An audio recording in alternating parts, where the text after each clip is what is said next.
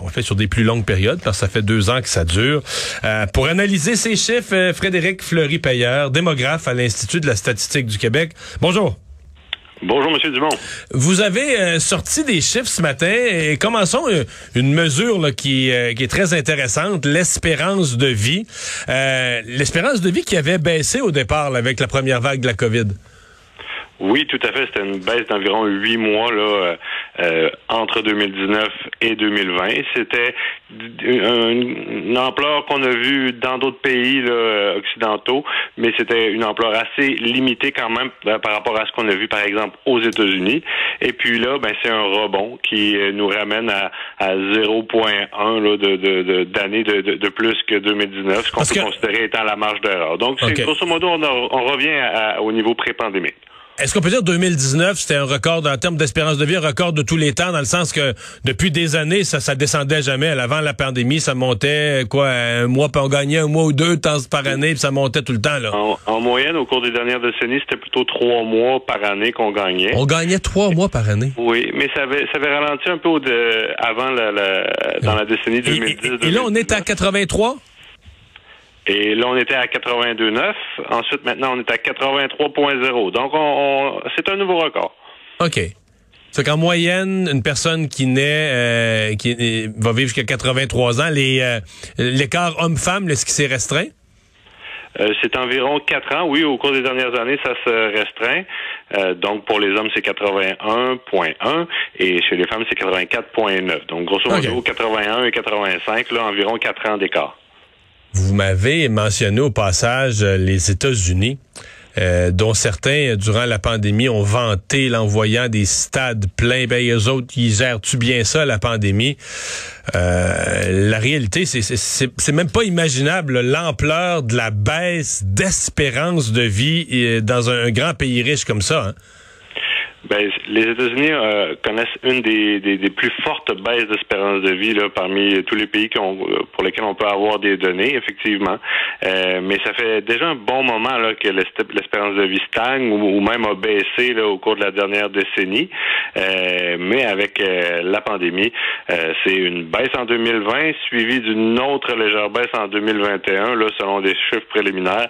Donc, ça se compare avec la Russie, la Bulgarie. En Europe de l'Est, il y a d'autres pays aussi comme ça, là, où l'espérance de vie semble avoir baissé énormément. OK, vous nous parlez de baisse, c'est quoi les chiffres? Parce qu'on est en bas de l'espérance de vie, on est en bas de 80 ans aux États-Unis. On est quand même très loin du Québec, là. Oui, tout à fait. Là, c'est 77 ans. Donc, si au Québec, c'est 83 ans. Présentement, on est autour de 77 ans aux États-Unis. Et c'est à peu près le même niveau, là, je dirais, qu'une quinzaine ou même une vingtaine d'années. Donc, on revient avec la pandémie à une espérance de vie environ d'une vingtaine d'années en arrière aux États-Unis. Mais je pense que ça vaut la peine de préciser que les plus fortes baisses d'espérance de vie risquent de s'observer en Amérique latine. Ah oui? C'est vraiment là, en Amérique latine, que les plus fortes les taux de surmortalité. Là, donc, tout ça va avec l'espérance de vie. Là. Plus la surmortalité est forte, plus la baisse d'espérance de vie va être grande. Vous venez d'utiliser le terme surmortalité. J'ai essayé de le définir en termes simples tantôt. Donc, la mortalité qui est en excès de ce que les chiffres prévoient, de ce que l'expérience des dernières années prévoit. Parlez-nous un peu de ce que ça a donné. Évidemment, la première vague au Québec, ça avait été très dur, avait une forte surmortalité. Mais là, vous avez maintenant un portrait sur 2 ans. Oui, c'est ça. Au global, depuis le début de la pandémie, sur environ 2 ans, c'est 6400 décès excédentaires nets. Hein. C'est un bilan net, ça, parce qu'il y a eu des périodes où on a atteint un petit peu plus. Après ça, des périodes où on était en surmortalité, d'autres périodes où on était en sous-mortalité. Donc, au global, après 2 ans, c'est par rapport à ce qu'on aurait pu s'attendre en temps normal.